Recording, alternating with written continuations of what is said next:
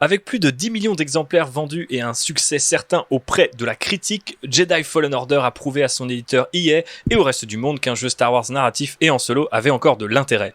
Mais au juste, qu'est-ce qui a séduit les joueurs du monde entier ? On se pose la question dans ce nouvel épisode, qui 8 mois après tout le monde, se demande si Jedi Fallen Order n'est pas le Star Wars le plus complet qu'on ait pu avoir sous l'ère Disney.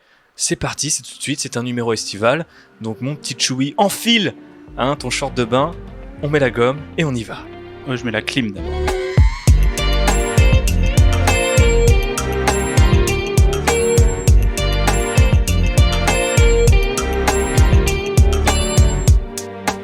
Dans notre vaisseau transformé en petite piscine fraîche, température ambiante à 25 degrés, ça vous va, messieurs ? On a invité quelques amis. Autour de la table, on retrouve Charles, après ses multiples apparitions à bord de l'Outrider. Bonjour, comment vas-tu ? Merci de m'avoir invité, ça va très bien. Eh bien écoute, c'est toujours un plaisir. Tu es de retour après ton passage, je crois, sur l'épisode de décembre qui était sur The Rise of Skywalker. Ça, tu veux encore dire du mal du film ? On le fait tout de suite comme ça, c'est va, expédié. j'ai exorcisé. Ok, ça va, tant mieux. Et on a un petit nouveau que vous connaissez peut-être sous le nom de Cacao si vous êtes un Twitter influent. Bonsoir. Et influençable peut-être, je ne sais pas. Mais en tout cas, lui, il est influent, premier adjectif. Et c'est aussi... Influenceur sans critique. Hein, Influenceur sans critique. Beaucoup d'invitations gratos. Donc, Cacao, a.k.a. Yannick, ou plutôt dans l'autre sens, comment ça va ? Ça va très bien. Et vous ? Bah écoute, tranquillement. Surtout que je peux encore me reposer jusqu'à présent sur l'une des traditions de l'Outrider pour commencer à meubler ce podcast et te demander comment tu as découvert la saga Star Wars. Ah, très bonne question, très bonne question. J'ai beaucoup réfléchi, parce qu'on a écouté beaucoup de numéros de ce podcast, donc je sais que la question allait arriver. Comment j'ai découvert ? Ça a dû être à l'époque avec mon papa, une petite cassette à l'époque avec le papa, la première trilogie, tout simplement accroché tout de suite. En voyant les vaisseaux, les sabres laser, moi ça me parle, les sabres laser, j'aime beaucoup ça. Donc ça vraiment. Donc voilà, c'est du très très très classique. Donc par les films, principalement par les films. Aujourd'hui, ça se passe comment ? Plutôt film ? J'ai cru comprendre que tu étais en plein rewatch de Clone Wars. En plein watch. En plein watch, ouais, parce que j'avais jamais regardé auparavant. Donc je prends mon temps. Et je regarde ça, je suis bientôt fin de saison 6, début de saison 7. Mm-hmm. Donc j'ai hâte. Et bientôt le dénouement. C'est une activité que beaucoup de Français ont partagée ces derniers temps pendant le confinement et avec l'arrivée de Disney+. Mais on ne va pas parler de la saison 7 de Clone Wars. Aujourd'hui, on va parler de Jedi Fallen Order. Et on va commencer sur un petit tour de table, puisque aujourd'hui, à bord de l'Outrider, tout le monde a joué, terminé, platiné, peut-être pas. Fallen Order. Chose à foutre. Et j'ai pas cherché tous les ponchos. Hein. Ah dommage, JB, tu me dis les beaux ponchos. Mais justement, vu que tu as le micro, JB, dis-nous ce que tu as pensé brièvement de ce jeu, sachant que, comme vous pouvez vous en douter, puisque ça fait plus de 6 mois que le jeu est sorti, nous sommes en partie spoiler, tout de suite, on va pas... Full spoiler. Ouais, après, est-ce qu'il y a vraiment des choses à spoiler dans le jeu ? Je ne sais pas. Je pense Il y a pas. quelques surprises quand même. Ouais, mais c'est pas... Qui a été spoilé dans des trailers. Oui, sûrement. Voilà. Moi, je l'ai fait... je suis la personne qui l'a fait le plus récemment autour de la table, parce que je l'ai fait le mois dernier, le jeu, pendant le confinement. Et j'ai été vraiment agréablement surpris. Je m'attendais pas à un jeu aussi bien, en fait. Que ça soit en termes de gameplay ou de scénario. Je trouvais que c'était une proposition très solide et vraiment bien, quoi. Il y a plein de bonnes choses à faire dans le jeu. Il raconte des choses assez intéressantes. Il a une vision des Jedi et de la Force qui, moi, m'a parlé. Donc, c'est un bon jeu à 30 balles, quoi. J'aurais pas dit aux gens de l'acheter quand il valait 70€, mais là, maintenant, à moitié prix, prenez-le si vous aimez Star Wars, ça vaut le coup. Et pourquoi t'as été surpris ? Est-ce que tu penses que ça tient au marketing et à la façon dont le jeu a été vendu, qui, en tout cas dans mes souvenirs, était un peu maladroite ou anti-spectaculaire ? En fait, j'ai pas joué au jeu que j'avais vu dans les trailers, quoi. Parce que là, j'ai joué à un Metroidvania, alors que les trailers, c'est un espèce de proto-Uncharted qui avait pas l'air de fonctionner correctement. Ok. Charles, même constat ? Pareil, surpris. Et c'est vrai qu'à l'époque de l'E3, je me souviens, tout le monde se moquait un peu du jeu en se disant ça sent le jeu mal démoulé. Jérôme le Jedi, quoi. Ça partait pas bien. On y reviendra. Mais ouais, donc plutôt pas mal surpris. Moi, je suis pas très jeu multi et tout ça, donc j'étais un peu sur ma fin depuis plusieurs années sur Star Wars. Et là, j'ai quand même un jeu qui est plus que correct. Où je me suis quand même pas mal éclaté. On reviendra un peu sur tous les détails et tout ça, mais bonne surprise, ouais. Ça faisait 15 ans qu'on n'avait pas eu de jeu solo Star Wars, le dernier temps The Force Unleashed 2, tout. Après, il y avait le mode solo Le nu pouvoir de la de la Force force. 2, tu vois, mais... Ouais, oui, non, d'accord, mais c'était Mais en pas un vrai jeu jeu solo, d'abord ouais. prévu pour être un jeu solo et narratif, tu vois ce que je veux dire. Clairement, C'était un clairement pas, tuto, c'était pas bon. C'était un tuto. Ouais. Est-ce que l'expérience était plus satisfaisante qu'un tutoriel pour toi, mon cher Cacao? Clairement plus satisfaisante. Moi, c'est un peu comme mes deux comparses. J'en attendais vraiment rien en fait de ce jeu. Je l'ai pris plus par ennui parce que j'aime bien Star Wars.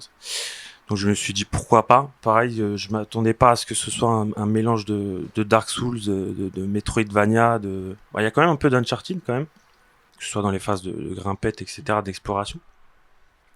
C'est un jeu qui a été très mal vendu. Alors, on l'a dit, on va peut-être revenir dessus. Qui est passé par beaucoup de phases. Donc ouais, c'est un jeu que je recommande à petit prix aussi, même si moi je l'ai payé plein prix et que je l'ai prêté à Charles notamment. Mais que je recommande. C'est un jeu vraiment bien pour fans de Star Wars et même pas que. Puis toi, t'as eu des bugs, toi, t'en as chié aussi pour le faire. Ouais, j'ai vraiment souffert ce jeu parce que moi j'y ai joué au lancement, malgré qu'il m'intéressait pas. Bon, j'ai joué au lancement et c'est un jeu qui a été très très mal fini, je pense. Je sais pas si c'est le développement qui a été chaotique ou quoi, mais beaucoup. Moi j'en ai eu beaucoup. Et toi, JB, toi qui l'as eu à jouer il y a un mois. Rien, moi. Ouais. Aucun bug. À part, j'ai cru qu'il y avait des bugs au moment où il y a le passage avec les chasseurs de primes. Ouais. Parce que c'est très mal amené, mais sinon, pas de bug. Moi, j'y ai joué un mois après la sortie et j'ai pas eu de bug. Ouais, moi j'ai joué. C'était vraiment le mois de sortie, je pense, qui était violent. J'ai eu quoi. quelques écoute, bugs, tu vois, genre passer à j'ai travers pas de chance. un sol, un truc comme ça, mais pas de gros bugs bloquants comme t'as eu. Mes posts Twitter peuvent en témoigner, hein, je ne mens pas. Ouais. Les Tu textures m'enverras les sur liens, Kashyyyk, comme ça je on les a pas vus. Tu pourras les rajouter en annexe du podcast. Exactement. Mon perso qui tombe dans le sol et les scripts qui ne se lancent pas. Dommage. Bon, à part ces petits bugs qu'on a eu ou qu'on n'a pas eu, vous avez des choses à déplorer, quelques griefs envers Fallen Order, ou au final l'expérience avec un peu de recul est globalement positive avant qu'on rentre dans les détails? L'expérience est globalement positive. Si je cherche vraiment à trouver quelque chose, un petit point noir, moi j'ai pas trouvé le scénario fou. Ça reste du classique. Vu qu'on est en full spoiler, c'est de la quête d'Holocron, quoi. Ouais, on l'a eu plusieurs fois. Voilà, donc on l'a vu notamment dans Rebels, on l'a vu dans des séries, dans les comics, enfin, on l'a vu un peu partout. Si vraiment je devais chercher quelque chose à reprocher, ce serait peut-être le scénario et le casting de personnages que je trouve pas fou, que je trouve pas vraiment très attachant. Enfin, moi j'ai pas vibré avec ces personnages. Voilà. Ouais, après moi, si je devais trouver des défauts qui sont quand même assez importants, il faudrait aller dans les trucs vraiment très spécifiques, genre au niveau du gameplay, il y a des choix un peu bizarres par moment, mais au global, c'est vraiment c'est plutôt positif pour moi.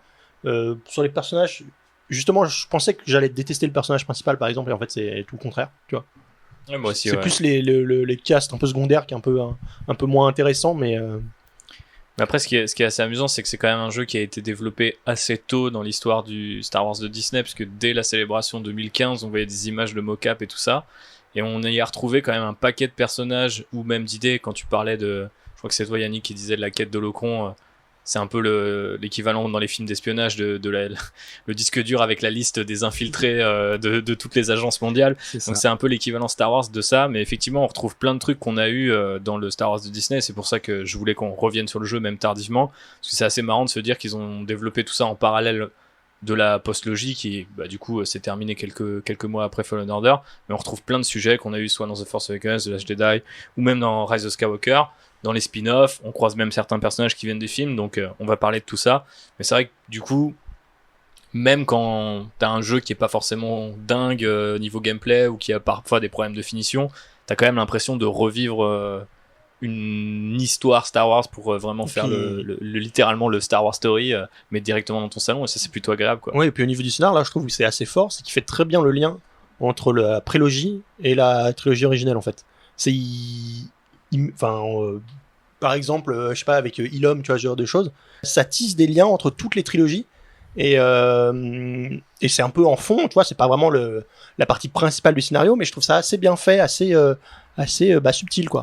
Sinon, si t'es gourmand comme nous on l'est et que t'as maté un peu toutes les séries animées et tout, c'est vrai que t'as quand même beaucoup de contenu à te mettre sous la dent. Il y a toutes ces petites choses qui sont effectivement bien imbriquées avec les films et les séries Star Wars. Et moi, ce que j'ai bien aimé au niveau du scénario, c'est que contrairement au dernier jeu Star Wars que j'avais fait, qui était Le Pouvoir de la Force ou KOTOR, qui est même beaucoup plus ancien, là, c'est en fait, le jeu te fait pas te faire de faux choix. C'est-à-dire que tu suis le scénario, tu suis une histoire, il prend le parti pris de te faire suivre un Jedi, qui va rester Jedi tout le long du jeu, et tu vas pas avoir de faux choix moraux, genre tu peux tuer ce marchand, mais attention, tu vas devenir un petit peu méchant, quoi. Il y a pas tous ces trucs là qui font que le personnage principal que tu joues a plus de caractère et plus d'individualité. Là, il fait des vrais choix, il y a des vraies décisions que prend Kestis qui sont intéressantes et qui te font réfléchir sur ce que sont les Jedi, sur la place qu'ils sont censés avoir dans la galaxie et sur comment l'ordre a évolué et va peut-être pouvoir évoluer dans la suite. Ouais, effectivement. Le meilleur exemple de tout ça, c'est peut-être la fin. Ouais, alors du coup, la fin d'un point de vue scénario, mais puisque du coup, on a cette potentialité, cette possibilité de recréer, l'ordre Jedi, et au final, on choisit de ne pas le faire, ce qui quand même rappelle pas mal les derniers Jedi et la moralité ou l'espèce de cynisme que pouvait défendre un certain Luke Skywalker paumé sur son île. Mais je pensais plus au gameplay, et notamment le fait que le gameplay est quand même essentiellement défensif, là où The Force Unleashed était globalement très bourrin, et du coup c'est pas pour rien parce qu'on incarnait un Sith précédemment, là on incarne un Jedi, et je trouvais que c'était assez intéressant que le système de parade soit aussi proéminent, même si moi j'ai eu beaucoup de mal à le gérer, je l'avoue. Je trouvais ça cool de se dire on va faire un jeu sur les Jedi, et les Jedi en principe ils défendent, éventuellement ils contre-attaquent, mais ce sera jamais les premiers à sortir leur sabre et à découper tout autour d'eux. Mais je sais pas, du coup, qu'est-ce que vous avez pensé justement de cet aspect là du gameplay, la façon de gérer toutes les parades et cet art de la défense? Le coup des roulades et tout ça, ça parle, je pense, beaucoup aux joueurs de Dark Souls. Donc c'est très Dark Souls. Ouais, donc ça fait un peu la synthèse de gameplay qu'on a l'habitude de voir maintenant. Donc t'as le côté parade, t'as les esquives. Moi, ce qui m'a dérangé, c'est que t'as pas de vraie indication sur laquelle des deux est-ce qu'il faut faire.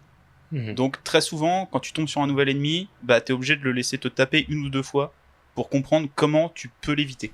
Voire même mourir en fait. Ouais. Et après, faut que de toi-même tu te rappelles, attends, ce trooper là qui a un bâton, faut que je l'esquive, celui qui a 2 bâtons, faut que je le contre. Et t'as certains moments où tu te retrouves à faire un peu les trucs au hasard en disant est-ce que c'est ça ? Ah non, c'est pas ça. Et même tard dans le jeu en fait. T'as pas ce. Tu peux pas de maîtrise, tu gagnes pas forcément d'expérience. Ouais, c'est ça. Souvent tu vas par la roulade par défaut, non ? Par défaut, ouais. Ouais, puis... Mais le système, de parade et pas d'esquive, parce que l'esquive c'est assez simple, mais le système de parade, je trouve qu'il est pas très bien expliqué en fait dans le jeu. Et quand tu sors de la première planète après le sort de tuto et que tu te retrouves sur Dathomir, c'est là que tu peux prendre très très cher très très vite si tu comprends pas le système de combat. Donc soit t'apprends à force de mourir, ce qui est jamais très fun. Ouais, y en a qui aiment, mais je peux comprendre que c'est pas fun. Notamment. Donc c'est principalement ça son problème, mais après une fois que tu la maîtrises, une fois que tu l'as compris, en fait tu peux contrer presque tous les ennemis, je pense, à part les ennemis avec les armes je sais plus le nom, les armes vibrantes. Les inquisiteurs là. Effectivement, ils sont un petit peu galères, mais c'est vrai que chacun, quand j'avais fait un petit résumé sur Twitter de mon expérience, chacun de nos auditeurs et auditrices, ils avaient une catégorie d'ennemis qu'ils n'arrivaient pas à contrer. Donc certains, leur cauchemar, c'était juste le scout trooper à tonfa, et il y en a d'autres, c'était l'inquisiteur. Il y en a d'autres, c'est la grenouille du premier niveau. Les chèvres, mec. Les chèvres, elles sont particulièrement vénères. Non, mais le problème de la parade, tu vois, c'est que, pour moi, j'ai jamais réussi à la voir instinctivement, en fait. J'ai dû, à chaque fois, sur chaque ennemi, me foirer pour comprendre à quel moment je devais faire la parade et tout ça. Mais surtout, au bout d'un moment, tu vas vers la roulade par défaut. Moi, c'est ce que j'ai fait pour avancer dans le jeu, parce que ça me rendait ouf. Et du coup, tu te rends compte, quand t'arrives à faire la parade, que le jeu il est quand même conçu pour que t'ailles sur la parade, parce que le feeling est quand même vachement différent. T'as les espèces de petites cutscenes quand tu fais des finishes et tout, qui te manquent vachement quand tu fais que des roulades et que tu tournes autour des ennemis, quoi. Il y a des boss qui te demandent à ce que tu maîtrises la parade pour les avoir, en fait. Ouais, il y a des combos de certains boss, si tu pars pas, c'est un peu tu meurs en fait. Selon le niveau sur lequel tu joues, tu peux mourir dans un combo de boss. On parlait des grenouilles et des chèvres et ça me j'ai indiqué dans notre petit conducteur cette question autour de la faune et de la flore parce que ça me choque encore plus après avoir revu Clone Wars sur Disney+, mais que les Jedi ne rechignent jamais à découper les plantes et les bestioles qui peuplent une planète, et que là, encore une fois, même sur un jeu qui insiste pas mal sur la philosophie de Jedi, on n'a aucun moyen, d'un point de vue gameplay, d'éviter le combat contre ces animaux, alors que on sait que dans l'univers Star Wars, les Jedi, par exemple, peuvent se connecter à l'esprit des animaux et juste respecter, entre guillemets, ou en tout cas traverser la nature en étant en harmonie avec elle. Il y a beaucoup de choses qui ont été développées là-dessus, sur toutes les séries de Filoni, qui est un grand fan d'animation japonaise et de Miyazaki, et on retrouve un peu ce genre de thématique là-dedans. De loup. Et de loup, bien entendu. Faut-il encore le préciser? Mais il n'y a pas de loup d'ailleurs, je crois, dans Jedi Fallen Order. Non, il n'y a pas de loup.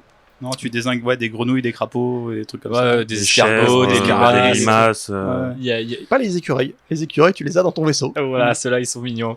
Mais je sais pas vous, mais moi, ça m'a vraiment pas surpris, parce que c'est un peu un standard Star Wars, tu sais, de les Jedi qui sont cette exemplarité, tu vois, au sein de la galaxie, qui n'attaquent pas le premier et qui sont extrêmement équilibrés en tant que personne, mais qui vont découper la première vache locale venue. Et du coup, je me disais, ça c'est bizarre, parce que les mecs ont quand même réfléchi à tout un système de parade et des techniques de parade qui, en gros, font le gameplay, mais ils ont jamais réfléchi à l'idée que potentiellement tu pourrais vouloir éviter, voire même contrôler certaines créatures plutôt que de les tuer, et ça pourrait te rapporter quelque chose d'un point de vue gameplay. Même qu'en fait, juste que les animaux que tu croises, ils soient pas forcément tout le temps agressifs, quoi. Parce que là, la moindre bestiole que tu croises, elle veut te détruire, quoi. Tu te promènes dans la forêt en vrai, les lapins ils fuient, tu vois. Ils viennent pas te voir et ils essaient pas de te mordre. Les petits écureuils ils fuient. Voilà. Sur d'autres planètes, peut-être que les écureuils te foncent dessus. Ouais, autant je veux bien sur Kashyyyk que genre même les plantes elles veulent te manger. Je sais pas, sur la planète des Zéphos, les machins comme ça, la moindre araignée elle essaye de te tuer, quoi. Quand même, après, la première planète, elle est sauvage. Presque que d'animaux. Donc si tu faisais une planète avec que des animaux, tu y vas pacifiquement, le jeu serait un peu chiant. Ouais, effectivement, je pense que c'est là où il y a un impératif un peu de jouabilité, quoi. Et donc tu pars du principe que bon, tout ce qui est un peu pré-moche, tu peux le dégommer, quoi. Donc, parce que l'animal mignon, tu le tues pas, quoi. Ah, non. Après, je sais pas. Moi, je pense, j'ai une petite pensée à Phobos qui nous écoutera peut-être, mais qui, en me regardant jouer sur Kashyyyk, trouvait les escargots de Kashyyyk vachement mignons. Et du coup, elle était là, mais pourquoi tu l'attaques? J'étais là, bon, en fait, j'ai pas le choix parce que sa bave est toxique et va m'empêcher de finir le niveau si je le marave pas tout de suite, quoi. Mais effectivement, c'est là où la philosophie de Jedi trouve ses limites, j'imagine. Moi, ma meuf s'est moquée de moi quand je ratais les glissades, tu vois. Ah, parce qu'il y a certains moments sur Kashyyyk où t'as pas mal de glissades et trucs comme ça, et je tombais dans les trous. Et quand tu tombes dans les trous, c'est super long à recharger. Et à chaque fois, elle était à côté son œil, en fait. Mais t'es encore mort? T'aurais dû lui donner la manette, je pense, pour qu'elle comprenne. Parce que les glissades, j'y ai pas pensé avant, mais s'il y a un point noir dans le jeu, c'est peut-être les glissades. Ouais. Bah, c'est l'idée marrante, tu vois, mais tu te foires une fois sur deux, tout ça, ça casse complètement le truc. Moi, j'ai pas trop de problème avec raté, quoi. Tu rates une glissade, tu rates une liane, ça met une minute à recharger la partie, t'es là, tu J'ai pas eu ce problème, moi, c'est bizarre. Surtout, ça te coupe totalement dans ton élan, quoi. Ah ouais. Tu dis quoi, Charles, pardon? Là, je disais que ça te coupait totalement dans ton élan, tu vois, t'es dans un moment un peu cool où tu commences à glisser, et t'as un espèce de saut foireux où tu vas pas réussir à choper la liane, et comme ça, 2 fois, et en fait, tu perds complètement le mood dans lequel t'étais, quoi. Surtout qu'il me semble qu'il y a une phase de glissade juste après un boss inquisiteur assez épique, et tu te retrouves après à faire des glissades et à tomber en boucle. Ça peut être assez chiant. Dans le même ordre d'idée, je crois que c'est sur l'une des premières planètes, mais je suis plus très sûr. Il me semble que l'une des variantes de Purge Trooper, la première fois que tu la rencontres, celle qui a les 2 bâtons, c'est après une espèce de phase de parcours qui dure peut-être 1 minute, tu vois. Et en fait, si tu te fais flinguer par ce mec-là, tu refais la phase de parcours. Et du coup, moi, j'étais bloqué là-dedans, et je me souviens que j'ai passé 1 heure à courir sur les murs et à faire des doubles sauts pour arriver enfin sur l'espèce de demi-boss que je devais battre et que je ne comprenais pas. Mais en plus, t'as même pas le temps d'apprendre parce que tu meurs et tu reprends ton petit parcours, et ça c'est vrai que de temps en temps il y a des checkpoints qui sont placés à des moments c'est frustrant. Ouais, des petits problèmes de rythme des fois. Ouais, puis après moi je pense que je joue un peu moins que vous 3, peut-être Charles tu joues pas énormément, beaucoup moins maintenant, mais je sais que par rapport à Cacao et JB j'ai une culture vidéoludique qui est quand même assez limitée, en tout cas sur ce type de jeu, quoi. Donc j'ai trouvé le jeu globalement bien rythmé, sauf ce passage avec les mercenaires et les chasseurs de primes où j'ai été capturé par un robot. À un moment, j'ai pas compris pourquoi. Ouais. Parce que genre j'étais en train de le battre, Ouais. il avait plus de vie, je lui mets un coup, ça le tue pas, il m'envoie un filet et là il y a un chargement. Ouais, c'est un peu le problème. Et là, t'es dans une nouvelle zone et Voilà. dans une arène. Bah, du coup, Et c'est même en termes d'histoire, c'est absolument pas bien intégré en fait Ouais, au ça scénario. interrompt tout. Ça, t'as l'impression que c'est une espèce de demi-DLC qui a été mis au milieu du jeu, tu sais pas pourquoi il est là. Ouais, ou un truc qu'ils auraient pas fini en fait, Ouais. mais qu'ils ont voulu mettre quand même. Qu'ils parce ont que pas les chasseurs fini de du primes étaient assez stylés. Donc, Ouais, et vous avez payé les droits Garde. pour la musique et du coup fallait utiliser le groupe, tu vois. peut-être, ouais, The Who, il fallait leur filer un petit billet. Mais justement, parlons des lieux. Et donc là, du coup, JB, tu faisais référence à l'Action Brood, je crois. Donc, c'est ces mercenaires qui sont d'ailleurs des cyborgs, ce qui est assez cool, mais qu'on voit pas forcément d'un premier coup d'œil. Moi, c'est parce que j'ai l'artbook et qu'ils expliquaient qu'en fait, tous les mercenaires, chasseurs de primes et autres pirates de cette bande-là, en fait, ciblent en particulier les droïdes et ou les équipages où il y a beaucoup de droïdes pour récupérer les pièces et devenir des cyborgs et s'augmenter avec les pièces recyclées de droïdes. D'où les looks plutôt cool en fait des différents persos. Ils voulaient quoi? Ils voulaient choper BD-1? C'était quoi le Mais je principe pense derrière? les jumelles de BD-1, on reparlera de BD-1 ensuite, mais effectivement du coup il y a ce passage dans l'astéroïde puis dans l'arène qui est très bizarre parce que ça tombe un peu comme un cheveu sur la soupe. Il n'y a pas grand chose dans l'artbook en dehors de l'art, enfin des illustrations, il y a pas énormément de texte, mais je me souviens qu'il disait ah oui en fait les chasseurs de primes ça fait partie intégrante de l'univers Star Wars, donc il fallait qu'on fasse un truc là-dessus. c'est dans le cahier des charges. Comme Vador, faut qu'il soit dedans, tu vois. Oui, ça fait un peu partie effectivement d'un potentiel cahier des charges. Après, il y a aussi d'autres lieux qui sont quand même, je trouve, un peu plus réussis. Zepho, c'était quand même assez nouveau avec toute cette espèce de civilisation qui connectait avec la Force, l'esthétique un peu égyptantique, tout ça. Moi, ça m'a pas mal parlé. Bon, après, c'est peut-être la planète qui fonctionne le plus sur l'exploration et moi sur le combat. Donc, je trouve que quand t'arrives dessus la première fois, ça fait vraiment une pause et ça te démarque vraiment de ce que t'as eu avant et de ce que t'auras après. Mais moi j'ai trouvé que c'était assez cool, même tu vois par exemple Kashyyyk qui est, si je dis pas de bêtises, on avait déjà vu dans le pouvoir de la Force. Ouais. Du coup j'ai un peu l'impression que c'est un espèce de poncif, tu vois, faut mettre Kashyyyk, mais c'est pas le même Kashyyyk en fait. Mais voilà, c'est ça, c'est Ouais. un autre. Dans Force Unleashed, c'est plus le côté un peu sauvage, toutes les huttes des Wookiees. Tu défonces du Wookiee à la pelle.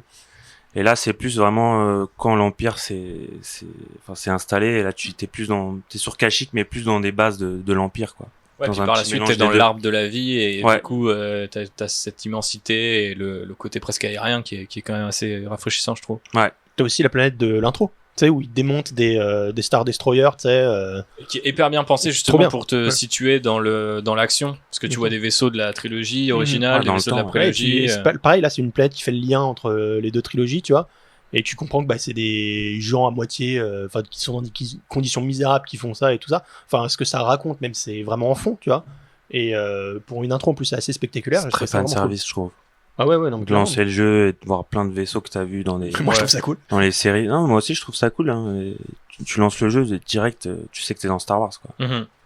Mais d'un autre côté, je trouve que parmi c'est toujours un grand challenge pour quand tu fais un triple A de par quel niveau tu commences et qu'est-ce que ça doit traduire, tu vois, du jeu. Et c'est vrai que là, bon, en termes de gameplay, t'apprends pas énormément de choses, mais ça pose hyper bien le contexte et tout de suite les enjeux. Et je trouve qu'elle est assez bien écrite cette scène d'intro. Et même l'ambiance, en fait, presque un peu cyberpunk, c'est le fait qu'il fasse jamais jour sur cette planète, qu'il pleuve, que t'es dans le train, tu te fasses contrôler par les Stormtroopers comme si c'était un peu la police locale. Enfin, C'est très Midgar. c'est je sais pas, c'est un Star Wars un peu plus ouais, dark, si ça fait un terme un peu à la Mormole 2 quoi là, mais tu vois ce que je veux dire, t'as pas ce feeling bon, tout est clean, oh là là, les pauvres paysans qui se font exploiter par l'Empire, quoi. T'as un côté un petit peu crasseux, voilà, Bah, qui c'est j'ai un trouvé petit peu ce sympa. qu'on a vu au début de Solo, parce que ici c'est mieux fait. Tu penses que c'est mieux fait que Solo du coup? Ah bah Parce que ça en dit quand même long du coup sur le côté sur le film. il y a des gens qui galèrent, que ça soit la République ou l'Empire, ils galèrent tout autant. Je pense que c'est mieux fait là que c'était mieux fait dans Solo, tu vois. Ouais, et puis l'arrivée des Inquisiteurs ou même des Stormtroopers dans le train, je me souviens que t'as une vraie pression, tu vois, alors qu'après, bon, tu sais qu'au bout d'un moment dans le jeu, tu vas les dégommer comme si c'était du juste bétail. une cible, comme du bétail, mais le jeu arrive à... T'as pas de sabre laser, t'as pas tes pouvoirs, ton perso il est vulnérable au début. C'est ça, le perso, En plus, il est présenté comme ça. Il est là, il est en train de réparer deux trucs, il enlève sa capuche. Il est pas du tout héroïque au début, quoi. Il veut fuir, il est plus Jedi, il est plus tout ça, quoi. C'est plus un héros au début. Donc tu l'accompagnes vraiment dans son devenir de Jedi. Mais du coup, parlons de Cal Kestis. Alors, qu'est-ce qu'on en a pensé de ce personnage? Moi, ça m'a un peu surpris de voir une espèce de... Alors du coup, en termes de temporalité, il faut revenir en arrière et se dire qu'à l'époque où il a été écrit, il a été peut-être pas écrit exactement comme ça, mais il y a quand même vraiment un parallèle masculin à Rey sur ils ont le même taf. Dans l'artbook, t'apprends que la première mission au départ, il devait être masqué, tu devais pas savoir à quoi il ressemble, etc. Donc t'as vraiment l'introduction telle que Rey est introduite dans le Réveil de la Force, et moi ça m'a vachement surpris.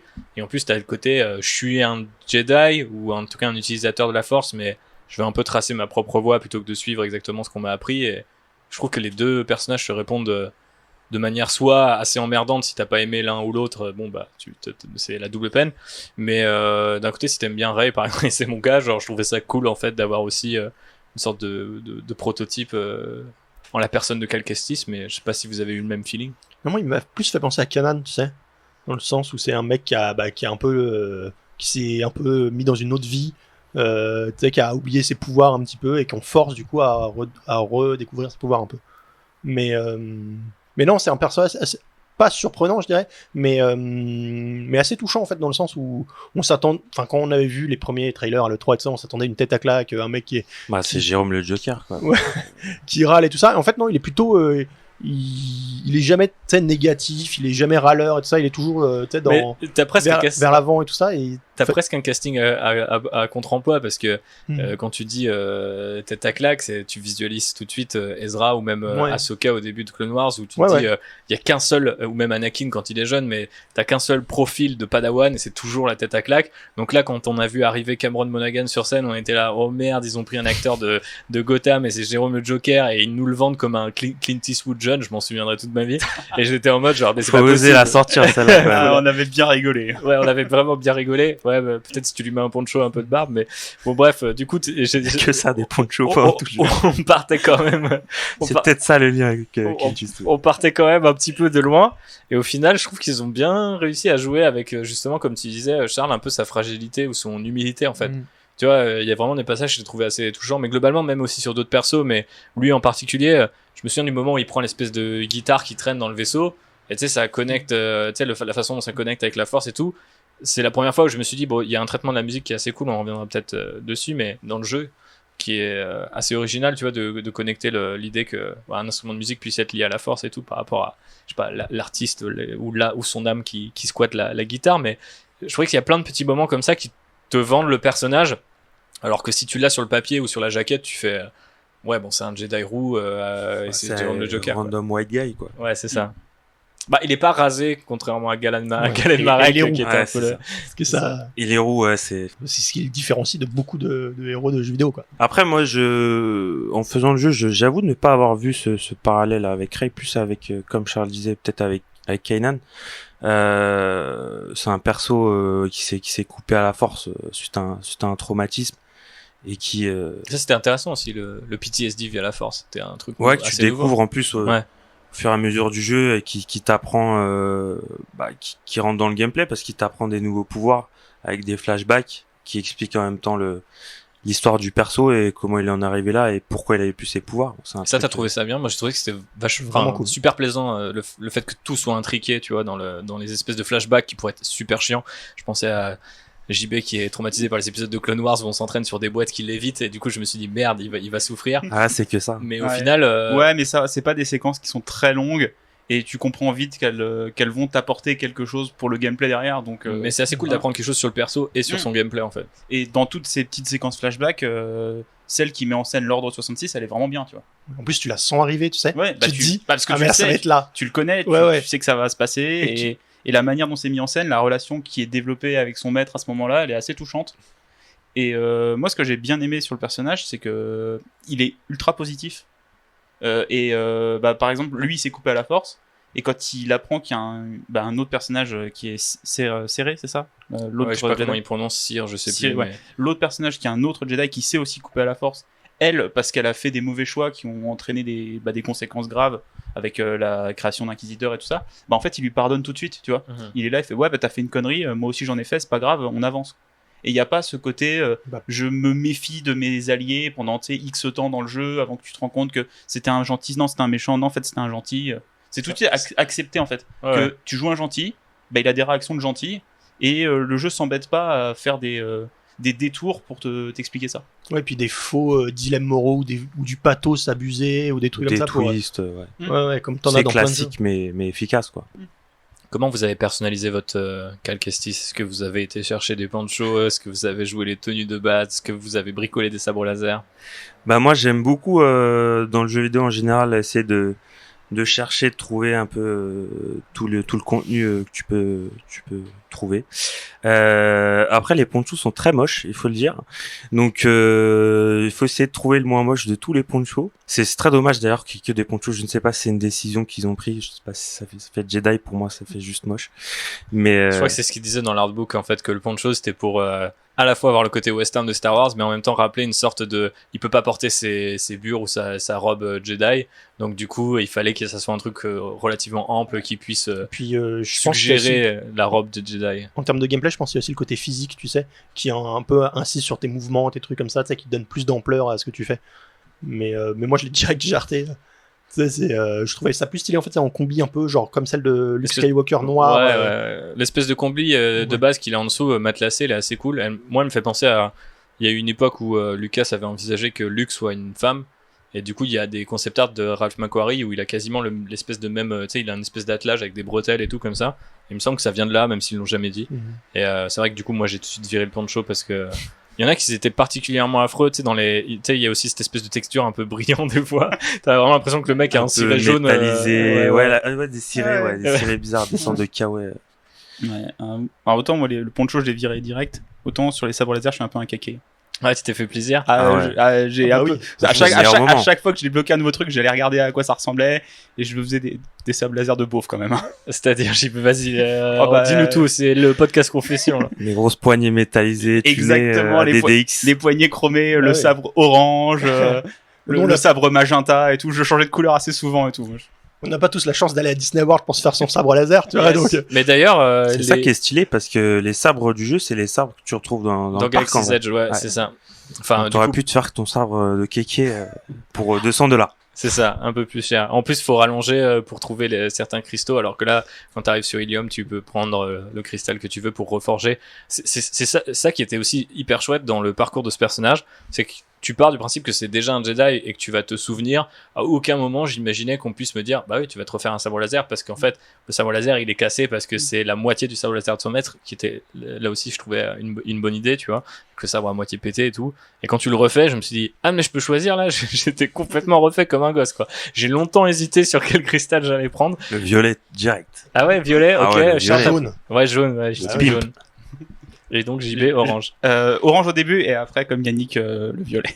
Il y a beaucoup de fonctionnalités aussi après dans le gameplay, genre le fait que tu puisses séparer les deux parties du sabre pour faire une attaque en particulier et tout. Passer du sabre simple à la double lame aux deux sabres et tout, c'est assez bien intégré dans le jeu. Et tu sais, t'as pas l'impression que c'est un vrai choix de gameplay où tu t'équipes d'une arme et t'es obligé de rester avec celle-là, quoi. Là, tu passes de l'une à l'autre quand t'as envie. Ouais, c'est intégré dans le combo. Si tu veux jouer avec le double sabre à la Dark Maul tout le temps, tu peux, quoi. Ouais, ça c'est bien pour gérer les foules. Oh, même les ennemis tout seuls, c'est un peu plus stylé. Après, je trouve les différences en termes de gameplay entre chaque sabre m'a pas non plus paru énorme, tu sais, pour forcer à... Mais parce que, encore une fois, c'est plus axé sur la défense, en fait. Donc, j'ai l'impression que, typiquement, quand t'es entouré d'une horde d'ennemis, il vaut mieux avoir le double sabre parce que tu peux parer plus de trucs et tu maintiens un peu plus de distance. Mais c'est vrai que, par contre, quand t'arrives au contact, t'as pas forcément l'impression d'être 3 fois plus puissant parce que t'as 2 lames ou 2 fois plus puissant, en l'occurrence. Ça, en termes de gameplay, ça m'a un peu rappelé les derniers Devil May Cry où tu peux changer d'arme en cours de combo pour t'adapter aux ennemis que tu combats et t'as pas ce côté je vais dans le menu, je m'équipe et je garde mon arme tout le temps. Après c'est un peu plus rigide qu'un Devil May Cry. Oui, bien sûr, c'est pas. Mais moi j'ai pas 60 000 combos et tu jongles pas avec les Stormtroopers en l'air, quoi. Moi j'ai pas vu vraiment l'utilité du double sabre dans le jeu, à part le fait que ce soit stylé. Ouais. Ce qui est une utilité en soi. Hein. Oui, c'est vrai. Mais après tu t'as pas les lames rouges donc ça enlève un peu du style. Ah, c'est double lame, mais le double lame rouge, obligatoire. Pour ce qui est des droïdes, messieurs, on a un petit peu parlé de lui, je voulais parler de BD1 pour Buddy Droid 1, parce que Et une question qui me taraude un petit peu, c'est la question des droïdes sous l'ère Disney, parce que t'as l'impression que aucune œuvre Star Wars ne pourrait être considérée complète sans avoir son droïde un peu attachant, ou plus ou moins attachant. Donc on a eu BB-8, on a eu K2SO, on a eu Chopper, on en a eu tout un tas. Donc déjà, avant de commencer sur BD-1 lui-même, j'ai envie qu'on le classe un petit peu, voilà, qu'on s'amuse, c'est la partie un petit peu ludique de ce podcast. Est-ce qu'on le met devant les autres? Est-ce qu'on le met derrière qui? Voilà. Qui se lance? Je vais me lancer. Vas-y. On fait un top, c'est ça, un top des droïdes. Ouais, vas-y, fais-moi. Ouais, vas-y. Moi, je mettrai en premier le droïde de Rogue One. Ok, K2SO donc. J'ai oublié son nom. K2SO, effectivement, pour moi, c'est le plus cool dans son comportement, même dans son design. Celui du jeu est assez stylé aussi. Il t'accompagne bien, il est bien ancré dans le gameplay. Et ça fait un petit peu animal de compagnie en fait. Ouais. Conçu d'après un oiseau et un chien à la fois, apparemment. Oiseau pour la silhouette et après pour le comportement, c'est un petit peu. Ouais, ça fait très chien avec ses petites pattes et comment il marche, comment il grimpe sur le dos, même si un chien qui grimpe sur le dos, ça doit être compliqué. Je l'ai bien dressé. Ou un petit chien. Un tout petit chien. Après, je dirais peut-être BB-8. BB-8, au moins dans Force Awakens, c'était vraiment une belle découverte. Et je dirais Chopper à la fin. Parce que, Chopper. Ouais, non, c'est juste le droïde qui fait des blagues, qui fait un petit peu Et les droïdes qui râleurs. fait des balayettes aux gens, tu vois. C'est pas trop mon kiff. Moi, c'est mon préféré, hein. Je le mets direct en haut du top. Mais Charles? Moi, je suis un peu normie, tu vois, je suis BB-8 en premier parce qu'il est rond, il est mignon, tu vois, on dirait un petit bébé, quoi.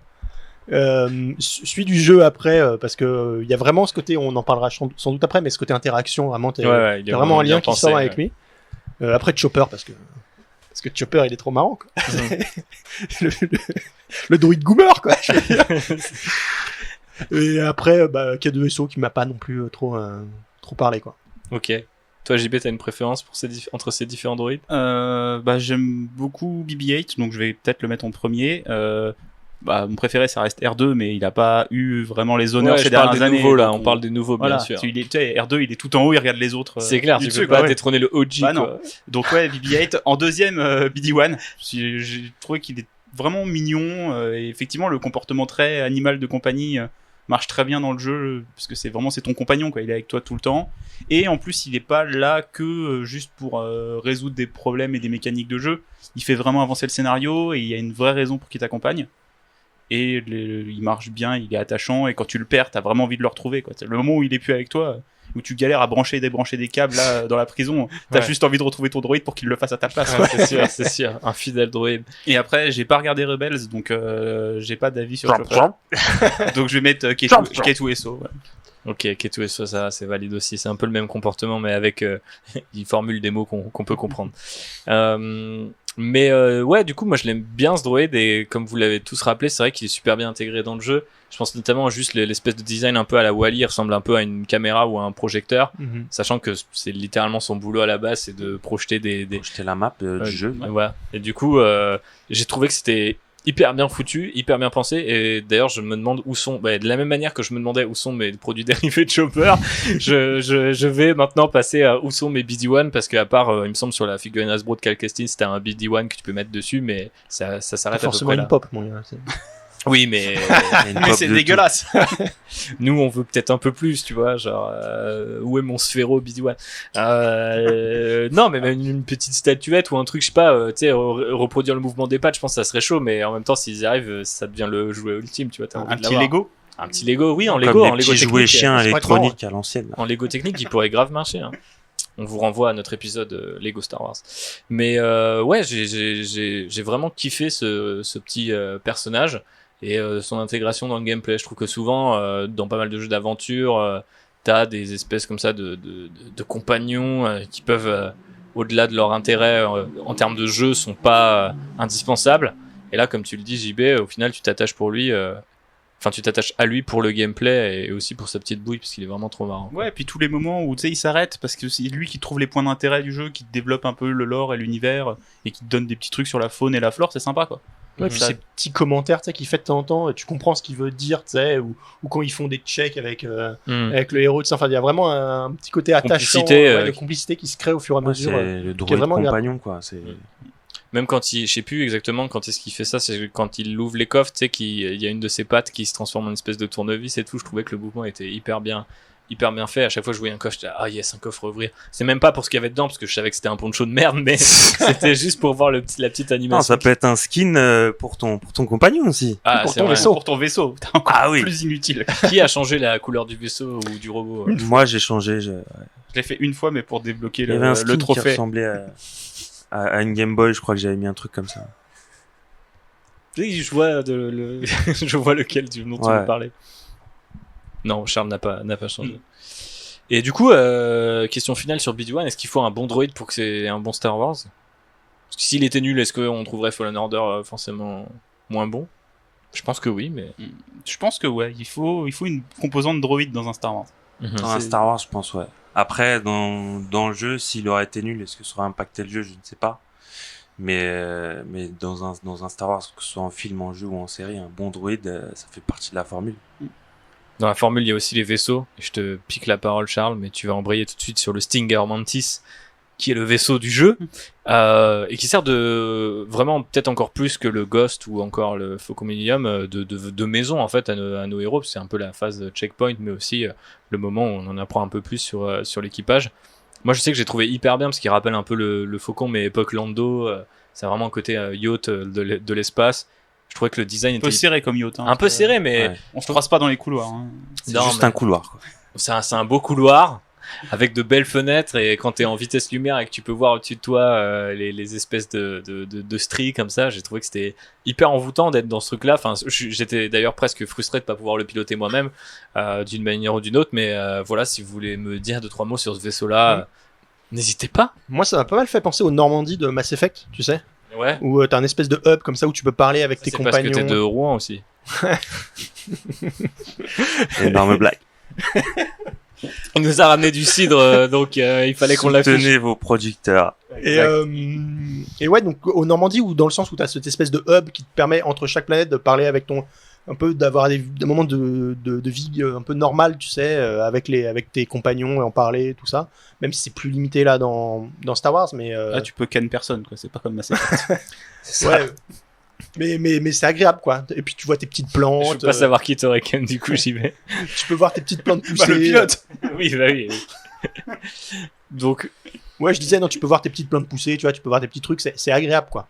Et après le design, je le trouve cool, je le trouve pas renversant le design. Par contre, j'aime bien quand il atterrit, tu sais, qui se déplie avec l'aile qui bouge. Ouais, l'aile qui se déplie, qui tourne et tout. Bah ça, les vaisseaux qui bougent certaines parties quand ils se posent et qui décollent, c'est typique de Star Wars, quoi. C'est un kiff. J'ai d'ailleurs appris il y a pas longtemps en regardant une vidéoconférence, je sais pas exactement comment on pourrait dire, ils ont rassemblé plusieurs mecs d'ILM pour les 40 ans de l'Empire contre-attaque. Et il y a Joe Johnson qui expliquait que quand il avait travaillé sur le Faucon Millennium, il voulait que le cockpit qui est sur le côté, en fait, il puisse tourner le long du cercle. Et que du coup, on lui avait dit non, c'était trop compliqué. Et donc ensuite, c'est pour ça qu'il a créé le B-Wing, qui lui aussi, du coup, a l'aile qui se rabat sur le côté pour pouvoir atterrir et décoller. Donc là, on retrouve un peu le même genre de... Là aussi, c'est un peu une signature Star Wars, un peu gadget, mais on reconnaît tout de suite le mouvement et on se dit, ok, ça c'est pas... Ça me plaît. Ça me plaît. Ça, c'est pas un vaisseau comme le Normandie. mais non, mais c'est vrai qu'il y a grave une vibe Mass Effect dans ce lieu. Mais j'ai vraiment apprécié cet endroit en tant que lieu de vie, quoi. Pas toi, JP. Non, si. Je trouve que le vaisseau, il est bien. Il fait bien le lien entre les différentes phases d'exploration. Et voilà, c'est là où, vu qu'à chaque fois on te pose sur une planète et t'es un peu laissé tout seul, c'est là où t'échanges avec les membres de l'équipage. Et tu vois, moi j'ai même été un peu déçu que tu recrutes pas plus de monde en fait dans le vaisseau. Ouais, je suis d'accord. Ouais. Il y a pas trop de place. Ouais, voilà, mais tu vois, genre que les gens que t'es rencontrés sur Kashyyyk qui soient pas venus avec toi ou ce genre de choses, quoi. Et du coup, on peut parler peut-être de l'équipage et commencer par le pilote puisque tu l'as mentionné, c'est Grease, mon cher JB, qui rappelle, là aussi je fais un parallèle avec ce qu'on a eu sous l'ère Disney au cinéma, mais ouais, m'a beaucoup rappelé le personnage de Jon Favreau dans Solo, qui était du coup Rio, cette espèce de petit singe, déjà parce qu'il faisait à manger exactement comme ce bon petit Grease, et exactement comme Jon Favreau qui est très porté sur la bouffe, vous le savez si vous avez vu Chef, mais du coup voilà, qu'est-ce qu'on a pensé de cette petite grenouille barbue? Bah c'est un pilote de vaisseau typique de Star Wars, quoi. Il est un peu bougon, il râle, mais c'est ça. Il t'emmène là où faut aller, puis au final ça reste C'est un taxi G7, tu vois, il râle, mais il fait son boulot. Et à la fin, il est assez touchant quand même. Ouais, il est assez cool à la fin. Ouais. Ok, des trucs à rajouter sur Grease, non? Non, moi, je trouve que parmi les compagnons du vaisseau, c'était mon préféré, tu vois. Ok. Et qu'en est-il de Sir Junda, du coup, dont on parlait tout à l'heure, qui est, du coup, en fait, on l'apprend au cours du jeu, mais du coup, l'ancienne maître de la merde, c'est Second Sister, donc l'inquisiteur qui vous traque tout au long du jeu. Là aussi, un perso assez touchant, j'ai trouvé en fait. Mais encore une fois, c'est assez marrant que le jeu fonctionne parce que il va jamais chercher très loin, mais ce qu'il fait, il le fait plus trop bien, je trouve. Non, vous êtes pas trop d'accord sur ce perso, j'ai l'impression. Si, le perso, c'est un peu le mentor sans être le mentor. Enfin, au début du jeu, c'est un peu le mentor, et puis tu découvres le passé du personnage et tu te rends compte que en fait c'est un personnage qui a été brisé et qui a créé le principal antagoniste du jeu. Donc oui, c'est un perso qui est assez touchant et que tu aimes découvrir un peu son passé et ce qu'il a pu comment a pu mener à ce moment-là dans le jeu.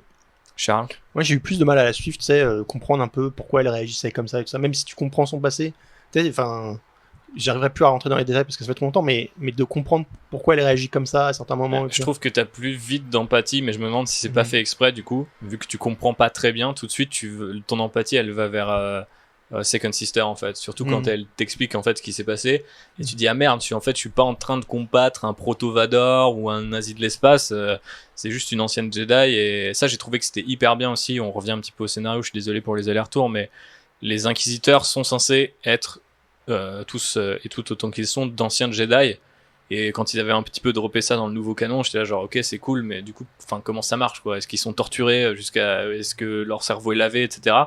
Et dans le cas de la Second Sister, il y a limite presque une sorte de justification qui pourrait expliquer pourquoi elle en arrive là, et il y a le côté un peu dramaturgique du perso qui, moi, j'ai trouvé fonctionnait bien, parce que bon, encore une fois, ça va pas chercher très très loin, mais l'incarnation des différents persos, que ça soit dans le texte et aussi par leurs doubleuses respectives, je trouve ça faisait vraiment le taf quoi. Ensuite, on va retrouver Sister Merrin, donc qui ramène la magie des Sœurs de la Nuit au sein du vaisseau et un petit peu de la bande. C'est le perso qui m'a fait dire merde, c'est dommage qu'on joue que Cal Kestis. Je sais pas si vous avez eu le même feeling. Pas du tout eu le même feeling. Je t'avoue, ça m'est pas venu à l'esprit parce que j'étais très porté Jedi, donc pour moi on jouait un Jedi. C'est tout ce qui allait se passer. C'est un peu dans le titre, effectivement, j'en conviens. C'est un peu dans le sous-titre. C'est un perso qui est assez bien amené, qui a amené via Dathomir, effectivement, qui ramène un peu toute la magie de Star Wars.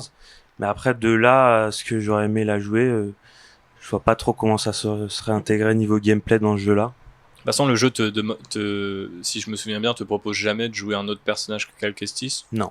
Donc, ce qui est parfois un petit peu un gimmick aussi qu'on a sur les AAA. Donc, c'est pas forcément que je l'appelais de mes vœux, mais je me suis dit, ah, c'est marrant, on commence à récolter quand même, au fur et à mesure de notre aventure, des gens qui sont connectés à la Force, mais qui sont peut-être connectés différemment. Et typiquement, une fois que tu as fait un truc avec les Sith et un truc avec les Jedi, est-ce que ce serait pas intéressant d'observer ce que peuvent faire les Sœurs de la Nuit, même si typiquement elles sont liées plutôt au côté obscur. Et si tu as suivi justement Clone Wars, l'arc de Dathomir est un peu conclu par le jeu, donc ça c'est plutôt appréciable. Mais je sais pas, là encore une fois aussi, je l'ai trouvé son histoire assez touchante, et l'affrontement avec Malicos, qui est du coup un Jedi qui arrive et qui, comme tous les bons Jedi, s'approprie la culture des gens sur place, bute tout le monde et dit au fait maintenant c'est moi le chef. Je sais pas, encore une fois, j'avais beaucoup d'affection très vite pour ce personnage, et au point de vouloir un peu la jouer et de me dire bah ouais, ça créerait des gameplays différents si t'es arrivé sur une planète et que d'un coup tu peux pas tout faire parce que il y a certains trucs qui sont Jedi, il y a certains trucs qui sont liés à d'autres facettes de la Force, mais c'était juste une idée comme ça. Après, si vous avez juste aimé le personnage. Que dans un combat de boss, dans certains combats, elle aide un peu ton perso. Contre Malicos. Ouais, contre le boss de fin de Dathomir. Bah c'est là où je voulais en venir du coup. Ça m'a un peu frustré qu'on ait que ça. Ouais. Après c'est difficile à vendre un jeu avec une Sœur de la Nuit quoi. Je sais, Cacao, j'essaye de vous convaincre. Un jeu Star Wars où tu joues pas un Jedi et en plus tu joues une femme. Les gens ils achètent pas ça malheureusement. Oui, malheureusement on en est là. Ça passe pas le pitch. Bah non. Mais alors moi c'est le Dathomir, c'est la partie que j'ai préférée du jeu, et c'est vraiment un personnage que j'ai vraiment bien aimé. au point que c'est à cause d'elle que j'ai commencé Clone Wars, tu vois. Toute la partie sur de la nuit d'Atomir, tout ça, c'est une partie de Star Wars. Je me souviens quand tu as commencé Qui à me poser m'intéresse. des questions, je me suis dit, Et quand tu il est m'as dans dit, les méfis. tu m'as dit, ça y est, faut que tu regardes Clone Wars, et bah, je m'y suis mis à cause de ça, quoi. Mhm. Moi, j'y suis pas encore, parce que je suis Non, à la saison 1 et je c'est- galère, c'est là, long, mais... hein. T'as le temps. T'as le temps de souffrir. Il y a des épisodes Jar Jar. Ouais. Mouille-toi la nuque. Hein. Ça va être violent. Non, mais j'aime bien Jar Jar avec sa cravate, tu vois. Mhm. Je m'accroche à ça pour l'instant.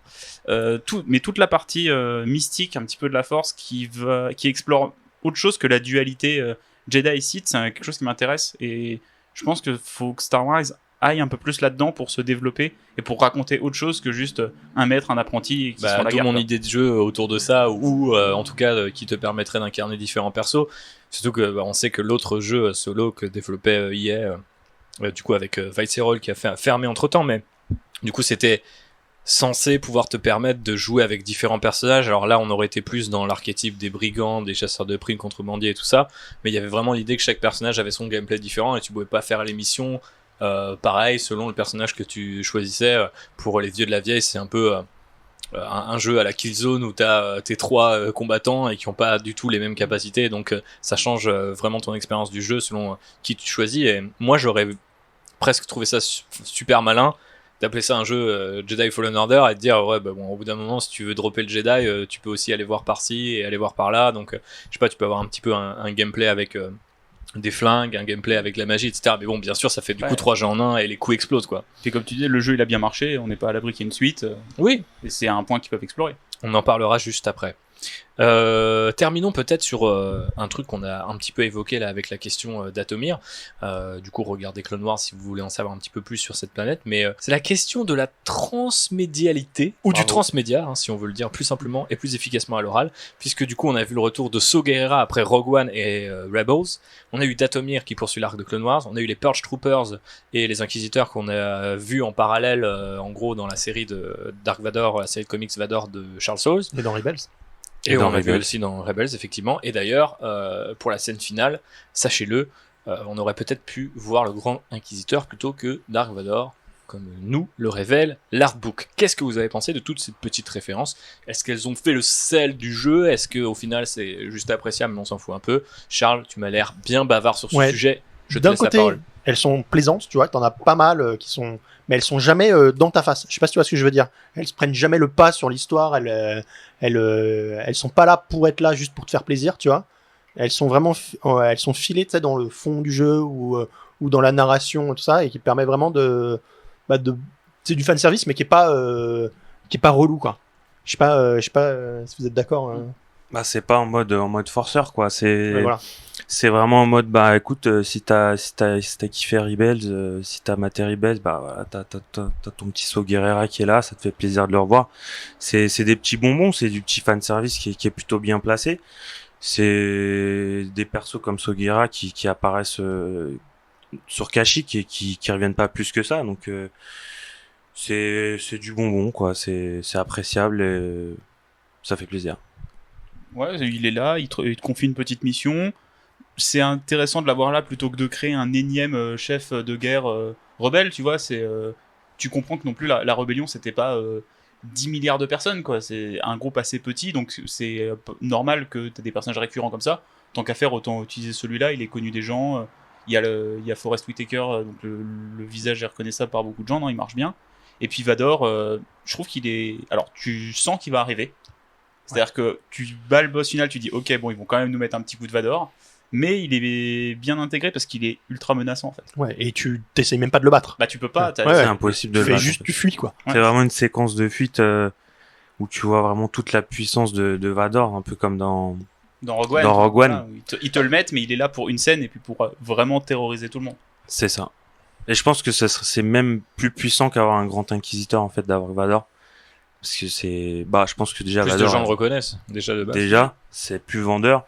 Et même niveau échelle de puissance, enfin, même si ton perso, il a évolué pendant tout le jeu, qu'il a réappris ses pouvoirs et qu'il en a appris des nouveaux, reste qu'à la fin du jeu, il y a Vador et il fait que courir, quoi. Il peut rien faire d'autre. Surtout qu'ils l'ont modélisé particulièrement grand.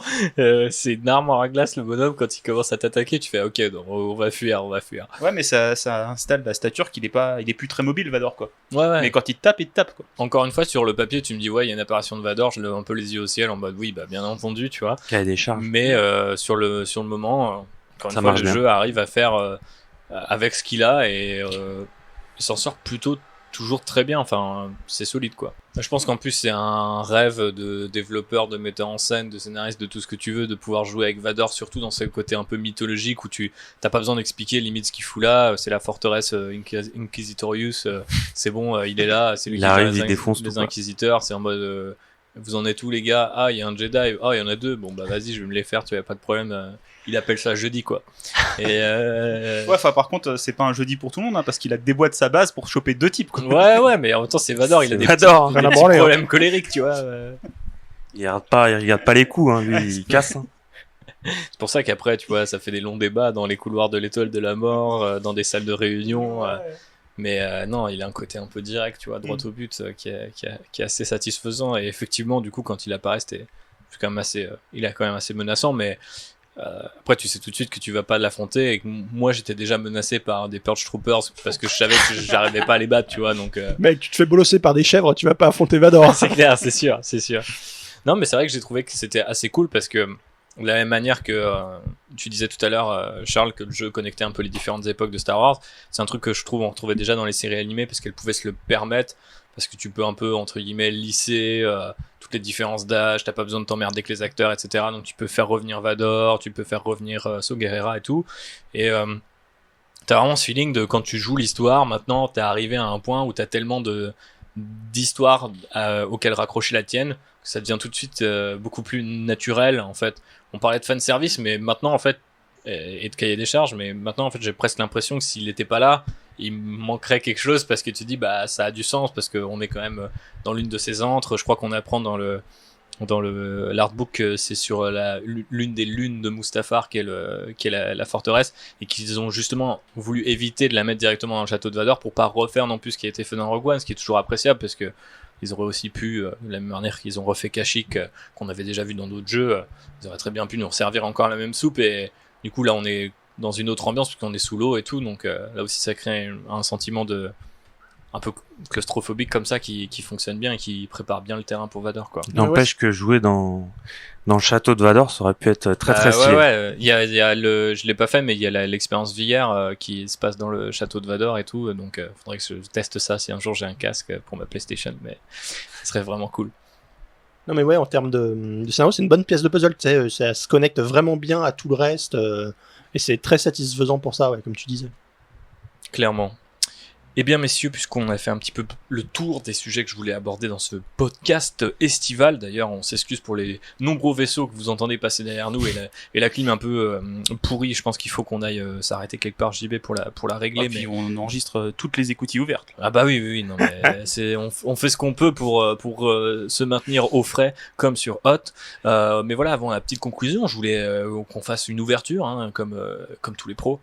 Du coup, on sait que les bons résultats du jeu ont pas mal bouleversé, ou en tout cas bousculé la vie des pontes d'EA, ce qui est assez marrant parce que bon, les gars ont quand même fermé un studio et annulé un jeu solo hyper ambitieux Star Wars pour en faire une espèce de open world multijoueur dont on n'a globalement pas de nouvelles, et un jeu service, c'est possible que on n'ait pas de nouvelles avant longtemps.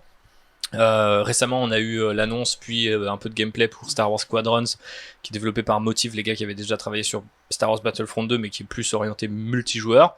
Donc est-ce que vous pensez du coup que le succès, qui n'est pas qu'un succès d'estime, c'est plutôt un gros carton commercial, parce qu'apparemment les financiers d'EA visaient 6 à 8 millions de copies vendues et ils en ont vendu plus de 10 millions.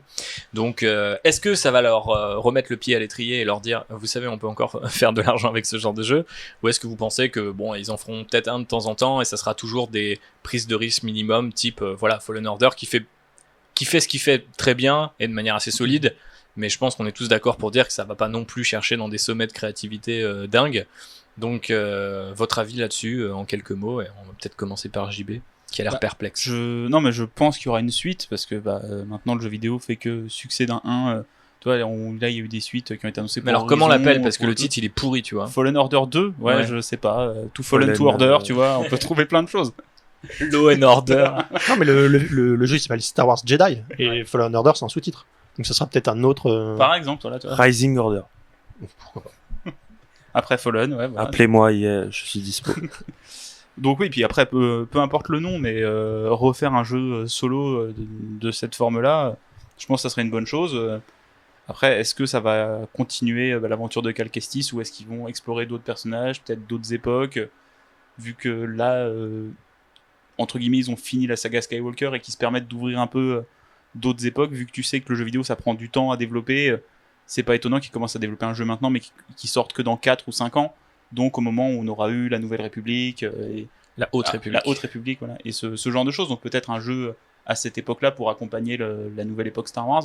Je sais pas, mais un jeu solo, en tout cas, je pense qu'il y en aura d'autres. Ouais, mais sachant qu'il y a une question qui se pose d'un point de vue industriel, c'est l'exclusivité de la licence pour EA qui pourrait disparaître. Donc c'est-à-dire que EA pourrait continuer de faire des jeux Star Wars et d'exploiter les jeux existants, mais aussi être concurrencé par d'autres studios à l'extérieur. Et donc forcément ça les inciterait peut-être un petit peu à sortir de leur zone de confort, ou à l'inverse de camper sur le multijoueur, parce que malheureusement c'est pas non plus tous les studios ni tous les éditeurs qui peuvent créer des jeux massivement multijoueurs de nos jours. Donc voilà, la suite promet d'être intéressante. Mais Charles, ton avis sur une potentielle suite ou des développements chez EA? Dans le jeu vidéo, tu sais, on s'est rendu compte que ce qui marchait le mieux généralement c'était plus les jeux multi. Mais celui-là, il a prouvé que les gens demandaient quand même des jeux solo Star Wars, quoi, tu vois. Moi, je joue presque qu'en solo, tu vois, ça me fait plaisir de voir qu'il y a un qui est bien, qui marche, et qui va garantir un peu une suite, si tu veux, d'autres jeux solo Star Wars que moi, j'ai hâte d'essayer, quoi. Non, mais surtout, ça a marché avec un marketing globalement pourri, tu vois. Donc tu te dis que si à un moment, ils arrivent à mettre les petits plats dans les grands... Tu vois, si le jeu était mauvais en plus, je pense pas qu'il aurait... Oui, non, bien sûr. Mais ouais, là du coup j'ai hâte d'avoir un 2 parce qu'en plus il y a plein de trucs qui peuvent être améliorés, comme on a dit, tu vois, dans le jeu suivant. Et c'est pas tu sens que le jeu a pas non plus eu un temps de développement de ouf par rapport à d'autres jeux du marché. Et là ça va permettre un peu d'avoir un 2 plus ambitieux, d'avoir peut-être d'autres jeux, peut-être eux moins ambitieux, tu vois, solo, qu'on va pouvoir un peu déguster tout ça. Peut-être Squadrons, tu vois, bon il est multi mais c'est un jeu moins ambitieux, donc tu vois qu'il a essayé de faire plusieurs catégories de jeux au sein de leur licence Star Wars, tu vois. Et donc j'ai hâte de voir la suite, quoi. Cacao. Bah moi, un peu comme JB et Charles, je pense et j'espère que EA a un peu compris la leçon avec ce jeu-là. Ils se sont un peu embourbés pendant plusieurs années. Après, on sait pas quand a vraiment commencé le développement de ce jeu-là, mais ils étaient partis au début pour un jeu service qui dure pendant plusieurs années pour faire beaucoup d'argent sur tout le temps de vie d'un jeu. Pour après se recentrer sur un jeu story-driven, un jeu linéaire, quoi, un jeu solo. Et ça a bien marché. La preuve, je pense peut-être pas dû au marketing, mais plus peut-être au bouche à oreille qu'il y a eu après que les gens aient pu jouer au jeu. Donc je pense, j'espère que ça a pris une certaine leçon à EA et qu'ils vont continuer tout en faisant des tentatives multijoueurs comme ils vont pouvoir le faire avec Squadron, mais qui vont continuer à pas écarter ce genre de jeu solo un peu linéaire, un peu classique mais efficace. Ok. Mais juste une chose qui me fait plaisir aussi sur ce jeu-là, c'est que il y a pas eu de DLC, il y a pas eu de season pass, il y a pas eu tous ces genres de choses qui maintenant soit rallongent virtuellement la durée de vie de certains jeux, soit te vendent des parties du jeu où t'as vraiment le sentiment qu'elles ont été amputées au produit de départ. Ouais, il y a eu 2 mises à jour, c'est le mode photo et après c'était le mode New Game Plus. Il y a eu des petits challenges. Mais, voilà, mais ouais, une salle d'entraînement entre guillemets, tu peux méditer et t'entraîner avec certaines Après techniques. j'aurais pas dit non, tu vois, avec un petit DLC, avec un autre perso, tu vois, qui te fait une petite histoire à côté, quoi, tu une vois. petite planète en plus, Ouais, voilà. voilà, ce genre de choses qui auraient très bien pu être proposées. Et, tu payes 20 balles pour avoir... EA, ça aurait pu être possible. Voilà, je me souviens de l'histoire des lootbox et ce genre de choses. Tu vois, ouais, bien sûr. Il y a un passif pas très glorieux sur la gestion de l'argent des gens et de la licence Star Wars. Je pense que c'est aussi pour ça qu'ils se sont calmés après ce qui s'est passé avec Battlefront 2. Ils peuvent plus se permettre, en tout cas juste après, se permettre de lancer un jeu solo et de vous dire bah tiens il y a un season pass et puis il y aura un DLC, c'est 1 heure une planète. Je pense que les gens n'auraient pas trop accepté. Mais ouais, quelque part, l'humilité du jeu, elle parle aussi pour lui, quoi. C'est d'autant plus intéressant que c'est un studio qui n'a fait que du multijoueur. Bon, il y a une campagne assez cool dans Titanfall 2, mais je veux dire, c'était pas spécialement Très bon connu Respawn pour faire des jeux solo et qui se reposent sur une histoire et vraiment une intrigue assez solide.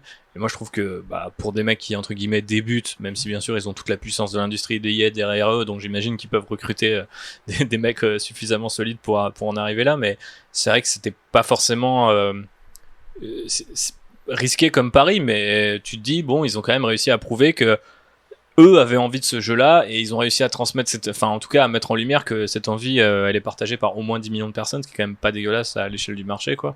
Et quand tu vends un jeu 70 balles, ça commence à faire beaucoup d'argent.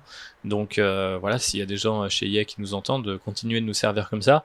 Et on va même passer à une phase un petit peu de pitch. Et peut-être vous demander, messieurs, ce que vous ajouteriez à un éventuel Jedi Fallen Order 2, Rising Order, Maintaining Order, enfin, dites-moi tout. En termes de gameplay, j'entends, ou peut-être de personnages, d'époque, que sais-je. Moi, je vais pas rajouter des trucs, je vais en enlever. Parce que j'ai trouvé que la formule Metroidvania marchait extrêmement bien sur Star Wars, étonnamment. Et du coup, j'aimerais bien, vu que j'aime bien les Metroidvania en 2D, un jeu Star Wars de ce type de gameplay, mais en 2D. Je sais pas, moi, tu dois Donc moi, je te demande de pitcher une suite et tu me dis, vas-y, on passe de Un la autre 3D jeu. à 2D. Exactement. Le spin-off sur Switch, tu vois. Ouais, non, tu vois, une version où, je sais pas, tu dois truc plus réduit. En fait, moi, j'aimerais bien des jeux qui soient pas forcément des AAA, tu vois, qui aient pas des aussi gros budgets, autant de temps de développement, que ça soit des jeux un peu plus petits, en fait. Ouais. Un peu plus à la LucasArts Ouais, de l'époque, quoi. Sans tomber dans du point and click et tout ça, parce que bon. Non, mais je veux dire, il y avait jeux vidéo, quoi. Il y avait des échelles d'ambition et de moyens qui étaient quand même un peu plus variées qu'aujourd'hui. On a eu Battlefront 2 et Fallen Order, et voilà. Et on aura Squadrons bientôt, mais globalement, tout ça pourrait être un seul et même jeu d'un point de vue esthétique ou marketing, quoi. Tu vois, Ouais. tu sens pas forcément une vraie différence, quoi. Si, d'un point de vue extérieur, bien sûr. Ouais. Et après, si je dois rajouter des trucs pour un potentiel 2, peut-être ouvrir un peu plus sur la galaxie, voir peut-être plus de planètes et faire plus d'allers-retours. Parce que là, t'as vraiment ce côté, tu vas 2 fois sur chaque planète et t'as tout fait. Alors que là, avoir plus d'environnement et peut-être d'autres personnages. C'est peut-être moi le plus gros point noir du jeu d'ailleurs, j'en ai pas parlé, mais le fait d'aller 2 fois sur la même planète, ça m'a vraiment saoulé à la fin. Même si au final, à chaque fois, tu débloques une zone qui ressemble pas à la précédente, donc c'est plutôt bien fait, mais t'as un côté, la galaxie, c'est 4 planètes, quoi, tu vois, et c'est toujours un petit peu frustrant. Charles, qu'est-ce que tu rajouterais ? Je À part policherais un peu Chopper. le gameplay, tu vois, qui est qui a des défauts, tu vois, il faudrait un peu améliorer tout ça. J'aimerais bien aussi qu'on voit une planète qui est vivante, en fait, genre tu sais, une planète genre coruscante mais sous l'Empire, tu vois, tu sais, vraiment dégueulasse et tout, tu vas, je sais pas, dans Très Stress, tu vois, tu vois tout le monde qui en chie, tu vois, ça serait marrant. Ah, tu veux dire le jeu qu'on avait avant ? Ouais, non mais Juste voir une ville, en fait. Parce que là, Ouais, t'as ouais, vu exactement. des bases ou des trucs comme ça, des environnements un petit peu désertiques. Ouais, des zones où c'est pas que des ennemis, quoi. Voilà, ouais. Un peu plus d'exploration, mais dans. Mais c'est vrai qu'en jouant le jeu, ça m'a pas mal manqué, même si les environnements sont super bien modélisés, assez grandioses, notamment Datomir et tout. Quand tu vois au loin l'espèce de montagne sculptée en crâne et tout, que tu captes pas au début, je trouve ça vraiment trop cool. Mais dans ma tête, se pitcher un jeu où à l'inverse, tu joues un inquisiteur. Et en fait, ton boulot, c'est d'être dans des espèces d'endroits, genre, tu vois, hyper peuplés, mais pour repérer les gens, tu vois, qui sont sensibles à la force, quoi. Assassin's Creed Star Wars. Un peu, Hitman, tu vois, un Hitman Star Wars. Ouais, voilà. Hitman. Ouais, dans les Jedi, dans des putains de villas avec des gardes du corps, et toi, tu te déguises, tu te rases le crâne. T'es là, tu dois mets ta infiltrer une capuche. villa pour aller, je sais pas, tuer le chef du clan bancaire, quoi. Non, mais tu peux imaginer qu'il y a pas mal de Jedi qui se sont recyclés dans pas mal de trucs. Est-ce qu'il peut pas avoir un délire en mode ça devient le conseiller d'un roi ou d'un banquier effectivement local et tout, et toi t'es là, tu représentes l'Empire et tu peux y aller en mode infiltration où tu sors ton double sabre à disque et tu découpes des têtes en faisant de l'hélicoptère, quoi. Le sabre hélicoptère, là. Ouais. Et après, j'avais juste un dernier truc. J'aurais juste aimé que l'exploration aussi, donc pour une suite, soit plus intéressante. En fait, là, actuellement, tu débloques des skins, tu débloques des petits trucs, tu as des petits bonus, mais en soi, t'as pas de grand intérêt à explorer, en fait. Voilà. Moi qui suis quelqu'un de complétiste en général sur ces jeux-là, là je suis pas allé au bout parce que je me suis dit, je vais pas chercher 50 coffres si c'est juste 50 points de show, quoi. Voilà. Si les trucs que tu récupères en allant loin dans le jeu, dans l'exploration, c'est juste du visuel comme ça, c'est pas très intéressant, quoi. Bah après, si c'était des visuels de ouf en mode ça change complètement ta tenue, je sais que je suis totalement le genre de Yankee à le faire, mais quand c'est juste un poncho moche par ailleurs, ça donne Non, mais forcément ça pas pourrait envie. être intéressant juste d'avoir des petites histoires annexes à explorer. Ouais, des T'sais, un petites mec quêtes qui annexes. dit là-bas il y a un truc qui s'est fait, même tu vois, même pas sous forme de quête, juste aller enquêter sur un truc qu'on t'a dit et voir un truc cool, ça serait plus intéressant quoi. Après, il y a des Effectivement. petites zones secondaires, notamment le croiseur écrasé sur, je sais plus du tout le nom de la planète, mais il y a des petites zones secondaires comme ça à explorer qui, même en elles-mêmes, le fait de la visiter, c'est Ouais. quand même assez stylé, quoi. Ouais, Même juste si à la fin, tu zone- trouves un poncho moche. La zone, elle te raconte juste une histoire. Tu comprends qu'il y a eu une bataille, qu'il y a un vaisseau qui s'est écrasé. Vu que si t'es familier de l'univers Star Wars, tu sais ce qui s'est passé en fait. Et tu te racontes toi-même l'histoire, mais C'est aussi Après, un il faudrait un peu pousser plus, ça, quoi. ouais. ce Star un peu Destroyer plus ça. écrasé, c'est un autre truc qui me faisait faire le rapprochement avec Rey.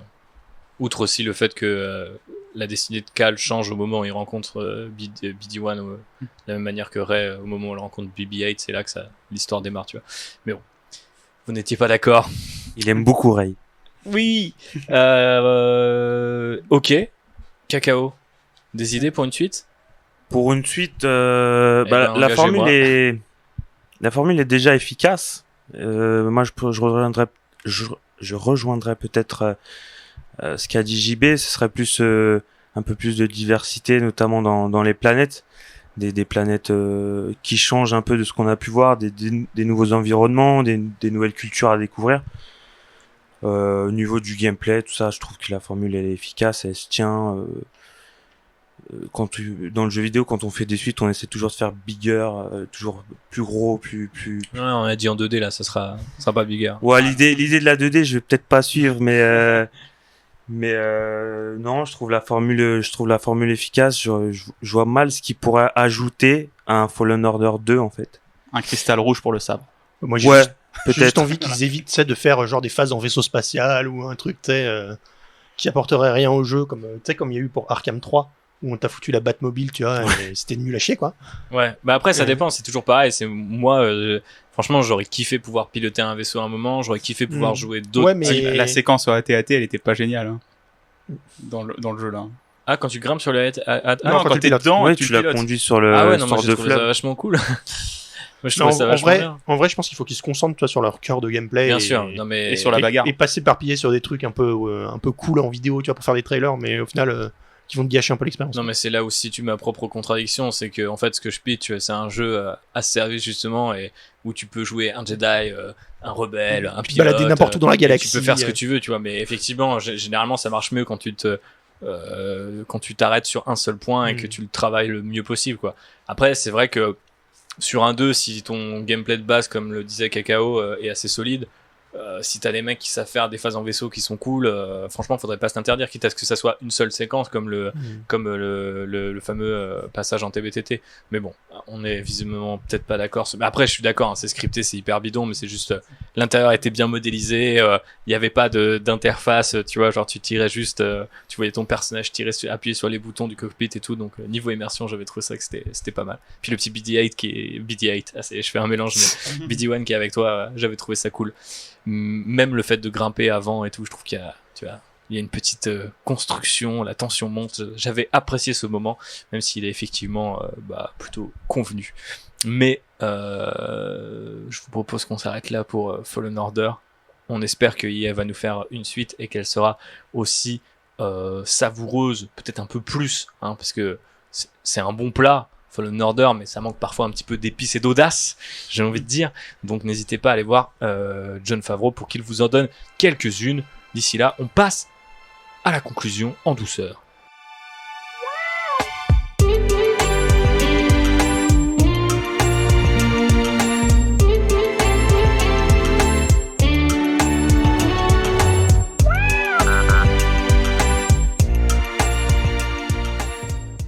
Mes chers amis, mes chers contrebandiers, je suis content de vous avoir eu pour cet épisode estival où il fait particulièrement chaud à bord du vaisseau, mais je vais vous retenir encore quelques minutes avec une question simple, votre actu, et ou une petite recommandation, qu'elle soit Star Wars ou non.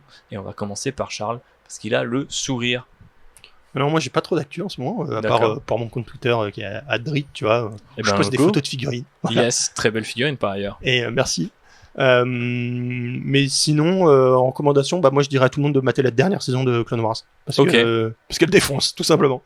Et qu'est-ce que t'as pensé de ce qu'on a vu de Star Wars Squadrons? Parce qu'on s'était dit qu'on ferait peut-être un petit point en fin de podcast. Star Wars Squadrons, je trouve ça intéressant dans le sens où ça se concentre vraiment sur le gameplay des vaisseaux. Et quand je vois qu'ils promettent peut-être de la VR, de pouvoir jouer avec des HOTAS, pour ceux qui connaissent pas les HOTAS, c'est des espèces de joysticks vraiment pour les avions de chasse. Vous voyez? Donc compatibilité avec ça et tout ça, je me dis qu'ils vont un peu sur un côté un peu plus... c'est un gros mot, hein, mais un peu plus simu, tu vois, genre pouvoir aller un peu plus loin dans le pilotage qu'un gameplay à la Battlefront qui est quand même très simple, tu vois. Et je me dis qu'il y a moyen vraiment de s'éclater sur un jeu un petit peu moins ambitieux que du coup un Battlefront ou ce genre de jeu. Mais aussi moins grand public, quoi. Ouais, moins grand public, mais c'est pas forcément une mauvaise chose. Ouais, c'est pas une mauvaise chose du tout même. Et il y a peut-être moyen de s'éclater. On verra, tu vois. Je suis pas non plus vendu. Moi, le trailer, quand je vois le croiseur qui sort des nuages, moi, ça me vend un jeu, tu vois. Mais ça, c'est mon côté fanboy de merde, tu vois. Mais à part ça, on a tous une faiblesse. Toi, c'est les croiseurs qui sortent des nuages, visiblement. Mais ouais, voilà. J'attends de voir. Ok. Cacao. Commençons par Squadrons, puis ton actu. Commençons par Squadrons. Moi, j'étais chaud à l'annonce. J'étais très très chaud. Dans ma tête, je voyais un nouveau Rogue Squadron un peu de l'époque GameCube. C'est tout le contraire. Hein. Comme a dit Charles, ça va plutôt vers la simu, vers du première personne only. Donc c'est sans doute intéressant pour les gens qui ont de la VR, mais moi ça m'a assez refroidi de ce que j'ai vu, du peu qu'on a vu, ce côté first person only et puis cette interface de jeu vidéo qui est intégrée dans le cockpit, qui fait que ça fait plus trop cockpit Star Wars en fait, ça fait une sorte de mélange un peu étrange. Oh, mais tu peux mettre une petite bobblehead d'Ewok dans ton cockpit de X-Wing, ça c'est stylé. Ouais, sans doute. Et autre chose qui m'a un peu dérangé du fait que ce soit première personne only, c'est la visibilité en fait dans les vaisseaux, notamment quand des images qu'on a pu voir quand tu pilotes un TIE. Pour moi, c'est injouable quoi. De ce que je vois, c'est injouable. Après, j'ai pas la manette dans les mains, donc je pourrais pas dire. Donc première impression après ce qu'on a vu de gameplay, de présentation, un petit peu refroidi. À voir. Ok. Et une actu ou un compte où on peut te suivre? Mon compte Twitter, Cacao avec un 0 et un underscore à la fin. C'est un vrai geek. Non, c'est juste que c'était déjà pris. Donc il a fallu trouver des petites subtilités. Voilà, mon compte Twitter où je parle un petit peu de tout, principalement de Dragon Ball Z et d'autres choses sympathiques dans ce genre-là. Avec un humour caustique que je recommande à toutes et tous. Tu fais plaisir, hein. On m'en a dit que du bien, n'hésitez pas. Gibouille. Magoul. Moi, Squadron, j'en ai rien à battre. Non, mais ça, c'est pas étonnant. Donc, quelle est ton actu? Non, mais attends, il y a deux choses. Trop tard, t'en as rien à battre, t'en parles pas. Je suis comme Yannick, je suis plus arcade que simu. Donc, si c'est un truc de simulation, ça m'intéresse pas. C'est pas non plus, ça a pas non plus l'air d'être 100% simu. C'est un grand mot. Ouais, c'est pas Forza Star Wars, mais. Non, voilà. Et par contre, j'achète direct Forza Star Wars, je te dis. Alors que le virage parfait. Moi, j'achète Need for Speed Underground 2 Star Wars, tu vois. Ça, c'est mon jeu de voiture. Ça, on aime ça. Avec des pod racers, du coup. Bah ouais, je peux mettre des néons sur mon Avec la bande-son. Voilà, faites-moi ça. Avec une petite bande-son diégétique, tu sais, genre avec une espèce de trappe Star Warsienne, ça pourrait être très, très quel loin. plaisir. Des Gungans. Ah, tu me vends du rêve, là. Bah ouais. Des Gungans qui font des bacs. Ça pourrait être lourd. Avec des gros drops. Et sinon, il y a quand même l'air d'avoir un mode solo dans le jeu, ou en tout cas une partie scénarisée. Je te confirme qu'il y a un mode solo dans le jeu. Donc j'ai... S'il n'y a pas que l'air. Donc j'ai vraiment hâte qu'on me raconte comment les pilotes de l'Empire partagent à peu près les mêmes valeurs de camaraderie que les pilotes de la Résistance. Tu penses qu'ils vont nous la refaire? Je pense que que vu le contexte actuel, c'est très bien de raconter cette histoire-là. Tu vois. Ok, effectivement. Et mon actu, j'ai commencé à regarder Clone Wars. Et j'en suis au 9e épisode de la saison 1. J'ai regardé le film avant. Et en fait, ne faites pas comme moi. Quel courage. Ne regardez pas tous les épisodes parce que, en vrai, c'est pas terrible au début. Allez plutôt suivre le dossier que t'as fait où tu donnes les meilleurs épisodes. Sur notre site. Voilà. Je pense que je vais continuer encore 3-4 épisodes, mais si ça continue comme ça, je vais abandonner et je vais juste regarder la liste des meilleurs épisodes que t'as fait. Ouais, puis tu peux en zapper plein, tu loupes rien de l'histoire. Hein.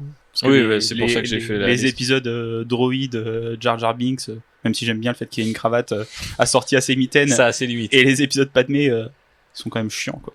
Effectivement, je confirme, mais c'est pour ça que pour le site de Outrider, j'ai écrit 2 dossiers, dont un très gros, puisque c'est les meilleurs épisodes de toutes les saisons de Clone Wars, donc 1 à 7. Tu me feras parler avec Rebels ou pas après? Ouais, si j'ai le courage de remater Rebels, mais j'aurais tendance à dire que c'est quand même vachement plus concentré. Il y a un épisode ou 2 droïdes, tu vois, mais il y a moins de saisons. Il y a moins de personnages, il y a moins de saisons, et c'est quand même vraiment resserré sur une famille, presque au sens littéral du terme, et donc du coup, t'as pas à te cogner 4 épisodes à la suite de Padmé et Jar Jar Binks qui font nimp pour avoir ton épisode de clone qui fait plaisir, quoi. Après, t'as des épisodes où ils vont récupérer des caisses, tu vois, c'est pas... Oui, mais t'es toujours avec les persos que ouais. t'as envie de voir, en fait, parce que c'est les persos de la série, c'est-à-dire que des fois Clone Wars, et c'est un peu le problème, je le dis dans le dossier, mais je veux dire, t'es au milieu de l'action, tu termines sur un dernier plan complètement épique, et l'épisode suivant, ça n'a absolument rien à voir, ni en termes de ton, ni en termes d'esthétique. Enfin, et alors après, c'est le côté anthologique de Clone Wars qui va être vachement cool, mais c'est vrai que bon, bah, c'est plus d'une centaine d'épisodes, ça fait quand même beaucoup de contenu pour les gens qui sont peut-être pas forcément les plus fans d'entre nous. Donc vous pouvez aller sur le site du podcast et checker cet épisode-là, enfin cette liste d'épisodes-là, sachant que j'ai fait aussi une autre liste avec les épisodes qui ont été annulés, parce que même si la saison 7 a permis à Clone Wars de terminer son arc final qui avait toujours été prévu comme le siège de Mandalore, il manque pas mal d'épisodes parce que la série, on le sait, aurait dû faire au moins 8 saisons, donc 8 saisons, donc du coup il y a 2-3 trucs dont on a été privé, y compris des épisodes sur Kashyyyk, on y revient, mais vous saurez tout ça en allant avec voir. Des droïdes ou pas? Non, pas de droïdes. Avec des Wookiees? Oui, avec des Wookiees. Bon, c'est dommage. Tu aurais fait la bagarre avec des clones contre des droïdes. Faites des ça, droïdes de combat, tu vois. Beau programme. Mais il y a une rumeur qui dit que la prochaine série d'animation Star Wars pourrait être très bientôt annoncée et potentiellement être centrée sur le Bad Batch, donc l'escouade de clones commando qu'on a vu dans la toute dernière saison, dans les 4 premiers épisodes. C'est vrai que maintenant que Résistance est fini, il y en a plus, quoi. Effectivement, donc il va falloir embrayer assez vite. On sait aussi que la Star Wars Celebration devait se tenir en août et qu'elle a été annulée via la situation mondiale et notre ami le Covid-19, donc forcément il y a peut-être des annonces qui tomberont en parallèle ou qui au contraire sont un petit peu maintenues secrètes jusqu'au dernier moment où on vous dira ça arrive sur Disney Plus demain et là on perdra tous les os. Mais en attendant, nous sommes le premier vendredi où il n'y a pas eu de contenu Star Wars depuis un moment, puisqu'on a eu aussi le making of de The Mandalorian, mais effectivement il faut qu'on apprenne un petit peu à vivre dans cette époque de disette, mais c'est pas grave, on travaille notre frustration en espérant découvrir de nouvelles histoires assez cool très bientôt. En attendant, du coup, vous pouvez aller checker tous les épisodes de Outrider précédents si vous les avez manqués. On a fait quand même un très très gros épisode sur la musique précédemment, donc celui-là est du coup en conséquence beaucoup plus petit. Oui. Et moins la moitié. Et accessoirement, il fait très chaud et enregistrer des podcasts n'est pas simple dans ces conditions. Donc, on espère que vous nous pardonnerez les différents bruits de fond.